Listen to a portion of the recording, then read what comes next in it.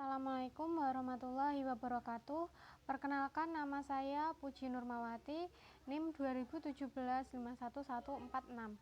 Baiklah, di sini saya akan mempresentasikan tentang praktik kerja lapangan saya di Balai Pengolahan Sumber Daya Air Serang Lusi Juwana atau biasa disebut dengan Balai PSDA Seluna. Jadi dalam praktik kerja lapangan yang saya lakukan di Balai PSDA Seluna ini, saya membuat sebuah aplikasi berbasis web. Baiklah, Assalamualaikum warahmatullahi wabarakatuh. Selanjutnya ini adalah penjelasan dari penampilan sistem informasi pemetaan pembagian air di daerah irigasi Siwayut. Langsung saja kita mulai. Nah, di dalam sistem ini memiliki sasaran utama yaitu penjaga pintu air di tiap-tiap pintu air yang ada di daerah irigasi Siwayut.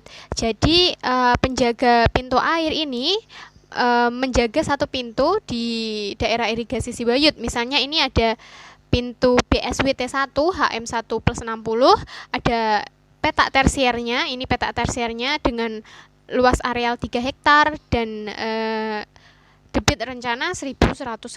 Jadi dengan melihat ini, penjaga pintu air bisa melihat bahwa di petak tersier di pintu air yang dia jaga mempunyai debit rencana 1110.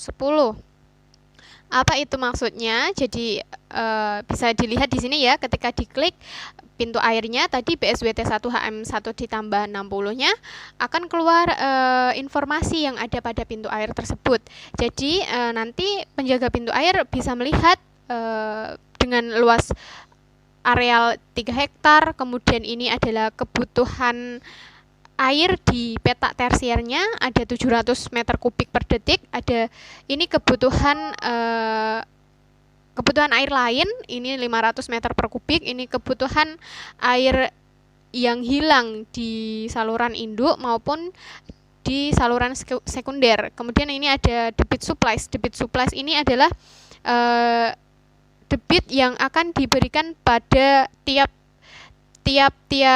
daerah irigasi, jadi supplies-nya berapa. Nah, ini saya mengisikan seperti ini karena datanya memang belum valid, belum dari Balai PSDA-nya, jadi saya mengisinya hanya dengan angka-angka yang belum sesuai dengan keadaan nyatanya, begitu.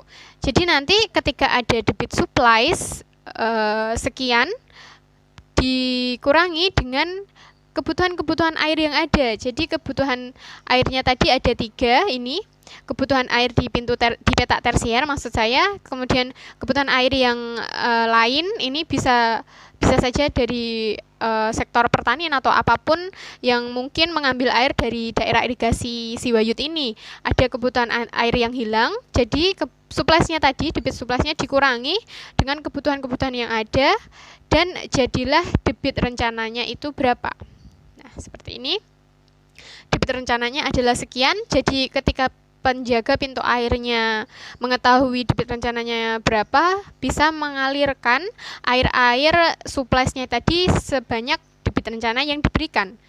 Nah, selain itu di dalam sini penjaga pintu airnya bisa mencetak skema jaringan tersebut di dalam periodenya. Jadi kita mempunyai periode juga di dalamnya. Seperti ini penampilannya dan bisa dibawa ketika penjaga pintu air menuju ke tempat pintu airnya tadi. Nah, untuk daerah irigasi Siwayut ini melintasi antara Kabupaten Kudus sampai dengan Kabupaten Jepara. Jadi ada 2 kabupaten, mohon maaf ada sedikit itu.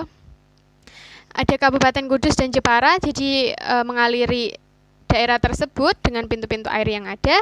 Nah, selanjutnya saya masih menjelaskan tentang ini. Ini ada untuk like-nya, juga ada untuk melihat pengunjung. Ini dimaksudkan nantinya bisa melihat dari Balai PSDA Selunanya, begitu. Nah, untuk ini selanjutnya ini kita akan masuk pada admin.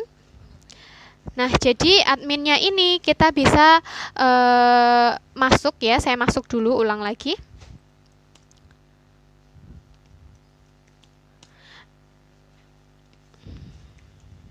Oke, nah, aduh, mohon maaf salah.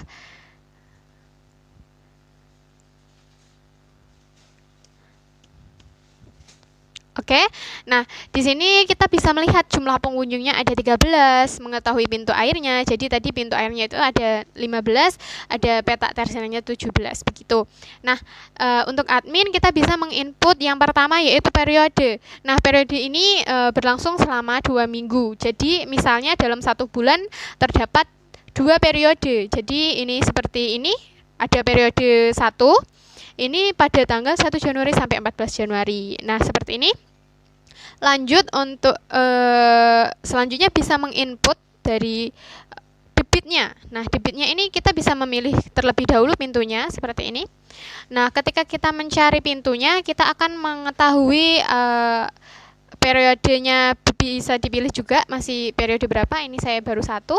Kemudian ini bisa luas areal, kemudian bisa diisi karena luas areal ini juga bisa berubah setiap saat, bisa mengalami pengecilan maupun pembesaran begitu di saluran airnya. Kemudian ini kita bisa menginput kebutuhan air di tiap-tiap pintu tersier, kemudian bisa menginputkan kebutuhan lain tadi, ini yang sudah saya jelaskan, kemudian debit supply-nya berapa.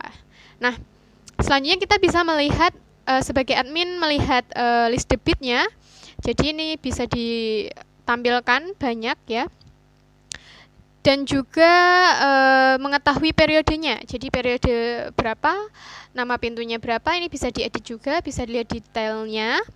Kemudian bisa juga untuk mencetak dan mencari peta atau skema jaringan tadi yang sudah kita buat, dan ini bisa berubah di setiap periodenya ya, karena diinputkan setiap periode juga. Nah, ini ada log pengunjung. Nah, log pengunjung ini memberikan informasi setiap pengunjung yang telah masuk pada sistem tadi, yang seperti ini tadi. Nah, ketika masuk maka akan ada ini karena kita mempunyai tabelnya. Kemudian ini ada ganti password, ini juga untuk admin ya, untuk user. Jadi di sini kita mempunyai 6 tabel. Yang pertama ada tabel untuk periode, kemudian ada tabel untuk debit, kemudian ada tabel untuk di debitnya tadi ini kan ada tabel untuk pintu air, kemudian peta airnya, peta air yang kotak-kotak tadi. Kemudian ada tabel untuk user ini ya, seperti ini untuk user. Kemudian ada tabel untuk pengunjung.